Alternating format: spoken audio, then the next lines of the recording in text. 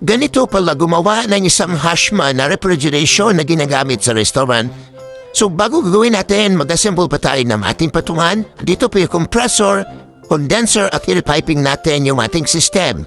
At may kasamang mga controller. Ito po yung planta ng paggawaan, ito po yung body, ito po yung kanyang ilalim niya na dan ilalagay ang ating mga system, yung compressor, condenser.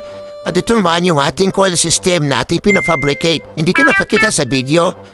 And then ito po yung ating resulta at diretso na tayo. Ito po yung maglalamig dito sa ating mga pagkain sa mga dessert, salad at etc. At marami pang nilagay dito. Makikita to sa mga restaurant tulad ng Kenny Rogers at marami pang iba.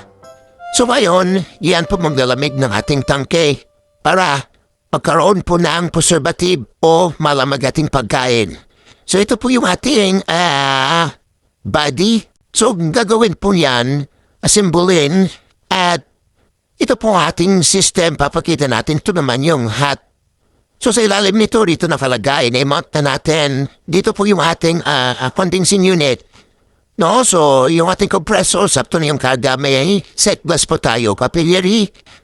At ito, ang ating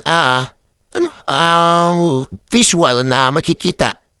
So, tapos ang produkto na ito, under testing na lang, at minamonitor natin bago natin ito tapusin at ibuo ang mga takip.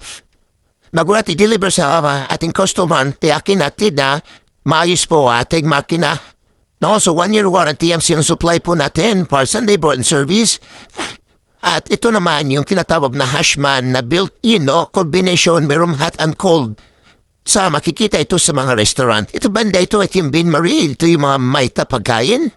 Pamiluto sa oven nilagay dito para ma-maintain yung ating init. Normal ito yung heater na immersion heater na kababad sa tubig.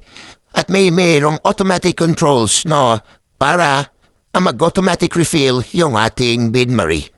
So guys, ito po ay ginagawa po natin.